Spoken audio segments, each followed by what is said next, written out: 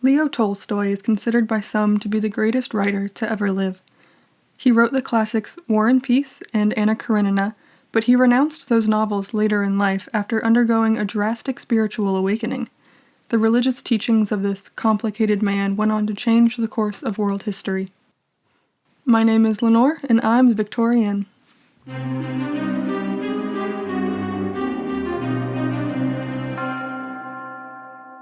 Lev Nikolaevich Tolstoy, or Leo Tolstoy, was born in 1828 on his family's estate known as Yasnaya Polyana, about 100 miles south of Moscow. He was the fourth of 5 children in the aristocratic Tolstoy family. Before Tolstoy had turned 2 years old, his mother died, and his father died just a few years later.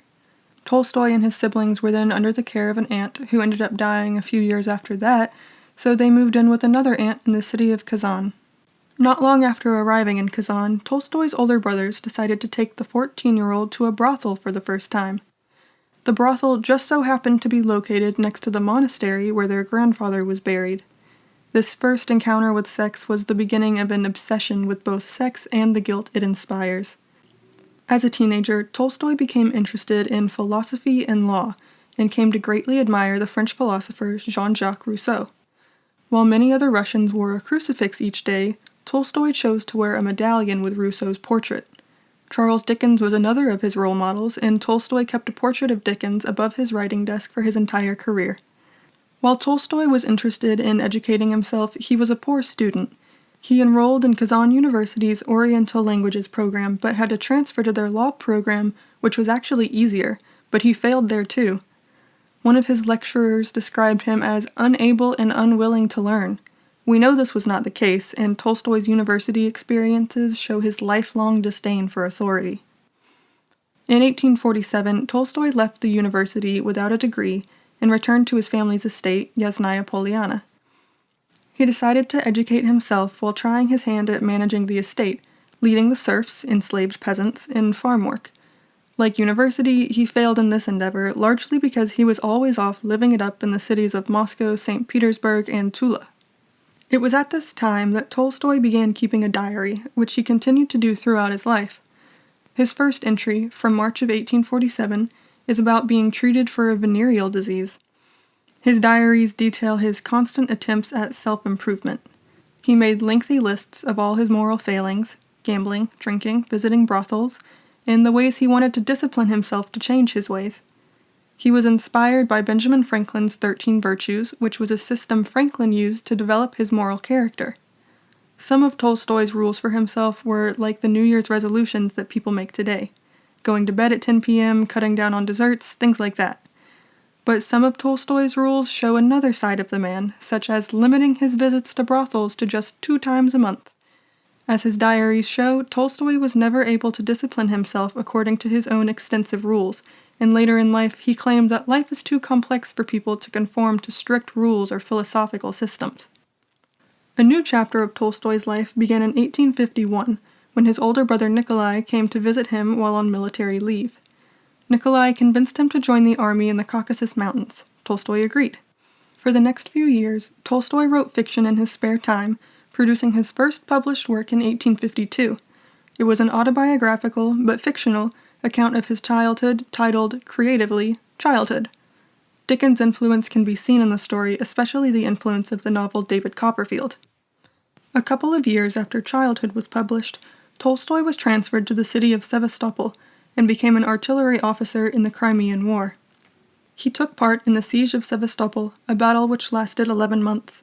He recorded his experiences during this time in his 3 Sevastopol sketches, titled Sevastopol in December, Sevastopol in May, and Sevastopol in August. The first of the sketches described the courage of simple soldiers and was widely praised as a patriotic story. The Tsar even had the story sent to Brussels to be translated into French for a foreign audience. The second Sevastopol sketch was decidedly less patriotic, providing a soldier's stream of consciousness right before he's killed by a bomb. The Russian censors deleted large sections of the story. Tolstoy's third Sevastopol sketch, a criticism of the Crimean War, resulted in negative attention from the Russian government, but positive attention from literary circles. Tolstoy joined the literary scene in St. Petersburg, but it didn't last long.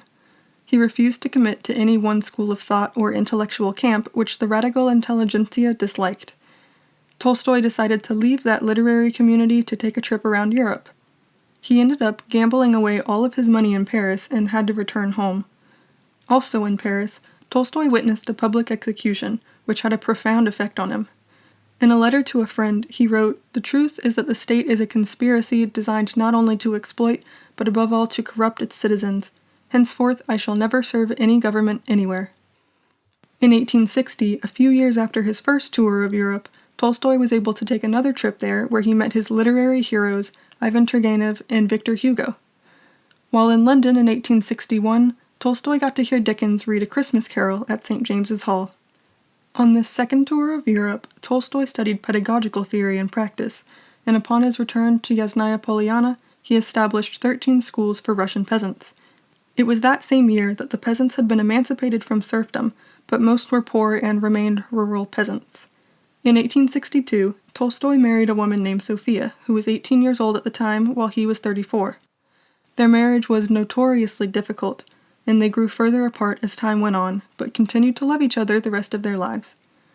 The marriage got off to a rocky start when, the night before their wedding, Tolstoy forced Sophia to read his diaries.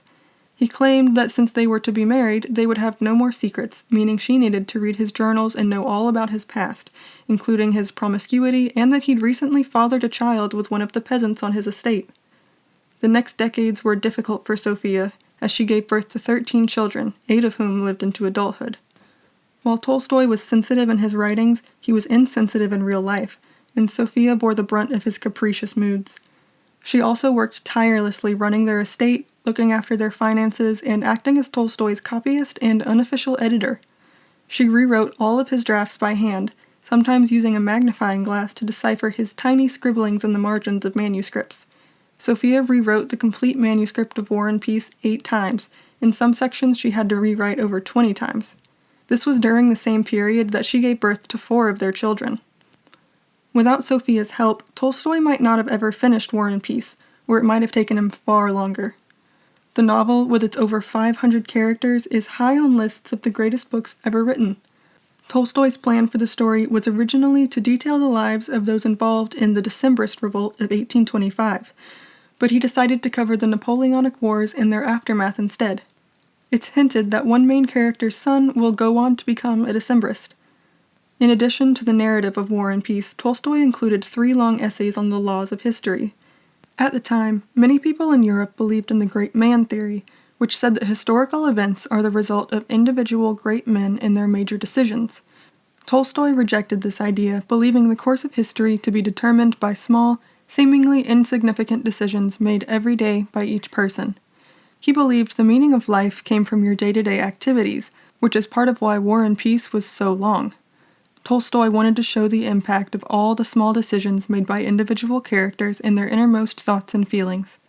These small decisions can be seen in the battle scenes of War and Peace, which depict combat as chaotic, showing how little control the military leaders actually have over the outcome. Tolstoy researched the Battle of Borodino extensively. This included a trip to the battlefield where he took note of every detail, including the way the sun rose and set over the field. The chapters which cover the Battle of Borodino are celebrated by military historians as a true depiction of the battle and the experience of war. One former general said the chapters should be required reading for all Russian army officers.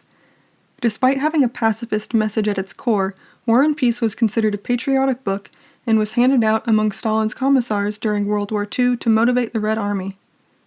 After War and Peace, Tolstoy is perhaps best known for his novel Anna Karenina. The heroine's story ends after she throws herself under a train, which was inspired by a real event. A woman did the same thing at a train station near Yasnaya Polyana, and Tolstoy was called in as a local justice of the peace.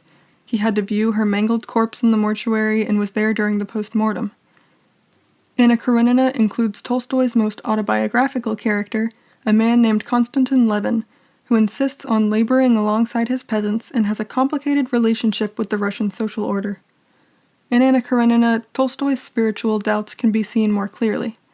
The novel was published around the time that Tolstoy went through a spiritual crisis. He went to the Russian Orthodox Church in search of answers, but after not finding them, he rejected the church and created his own theology. He based it on the ethical teachings of Jesus rather than on his miracles or divinity, and wrote his own version of the Gospels. Tolstoy began living a life of self-denial. He wore peasant clothes, including shoes he cobbled himself, and he stopped drinking, smoking, and eating meat. He denounced his previous works and refused their royalties. Sophia objected to this, saying he'd bankrupt the family, and he eventually compromised by giving her the rights to his work from before 1881. Apart from putting Sophia and their children in a perilous financial situation, Tolstoy also stopped paying them attention for the most part. To him, the family was an obstacle in his attempt to live a more moral life, and Sophia just did not share his life philosophy. Despite abandoning his family, Tolstoy was certainly not alone on his spiritual journey. He attracted followers after writing books titled A Confession, What I Believe, and The Kingdom of God is Within You, which describe his theology and his attempts to live a more moral life. In addition to his promotion of self-denial, Tolstoy described his philosophy of pacifism and nonviolent resistance, as well as ideas which have been labeled Christian anarchism. Tolstoy gained loyal followers, and Yasnaya Polyana became a mecca for the like-minded artists of the time. Dozens of his admirers moved onto the estate, and Sophia grew jealous of the peasantry her husband paid so much attention to. She was also jealous of a man named Vladimir Chertkov, one of the most prominent Tolstoyans. Chertkov replaced Sophia as Tolstoy's editor and exerted enormous influence over him. Sophia suspected that Chertkov and Tolstoy were having an affair, though there isn't any evidence of this. Along with Chertkov and the group at Yasnaya Polyana, Tolstoyan settlements emerged throughout Russia and the world, some of which still exist today. Tolstoy's influence and rejection of authority led to the Russian government putting him under surveillance by the secret police. Apart from the authorities, Tolstoy also angered the Russian Orthodox Church. In 1899, he wrote the novel Resurrection, which illustrated his anti-church beliefs, and 2 years later he was excommunicated. Tolstoy's descendants have repeatedly tried and failed to get the church to reverse this decision. Unfortunately for the church and the Russian government, Tolstoy's excommunication actually made him more popular with the Russian population. His opposition to private land ownership and the existing social order threatened those in power. Tolstoy did exert influence over many of the people who would eventually support revolution, both inside and outside of Russia. In 1908, in response to requests for his support of Indian independence, Tolstoy published A Letter to a Hindu. After reading the letter in Tolstoy's book The Kingdom of God is Within You, Mahatma Gandhi wrote to Tolstoy seeking his advice. Gandhi and Tolstoy corresponded for the last year of Tolstoy's life, discussing Indian independence and nonviolence. Gandhi admired Tolstoy so much that he named his second ashram after him. While Tolstoy's pacifist teachings influenced Gandhi and by extension Martin Luther King Jr., his philosophy was not universally admired. Tolstoy was nominated for the Nobel Prize in Literature several years in a row, and for the Nobel Peace Prize 3 times, but never won, which is still controversial. The secretary of the Nobel Prize's Swedish Academy said that Tolstoy's teachings denied the right of both individuals and nations to self-defense. Despite that rejection on an international level, when Tolstoy died in 1910, thousands of Russians went on strike, making the Russian government worry it might be the beginning of a revolution. Tolstoy died after an odd trip. One night he decided he was finished dealing with Sophia and their family, so he ran away. With him were his physician and his daughter Alexandra, who was the only child of his whom he was on good terms with and who was a devoted Tolstoyan. After multiple days of travel, Tolstoy came down with pneumonia and was given a bed in the home of his station master, where he died on November 20th, 1910. He was buried at Yasnaya Polyana, in the spot where his brother Nikolai once told him he'd buried a little green stick with an inscription on it that contained the secret of how to make all people happy. If you'd like to support this podcast, please leave a review on iTunes, share this podcast with a friend, and if you're able, consider becoming a Patreon donor for just $2 a month. You'll have access to exclusive content and you'll be helping to offset production costs. You can find me at patreon.com/Victorian, and if you have a topic suggestion for a future episode, please email victorianpodcast@gmail.com. To stay tuned for updates on this podcast, you can find me on Facebook on the page The Victorian. I'm also on Instagram under Victorian Podcast. Thanks for listening.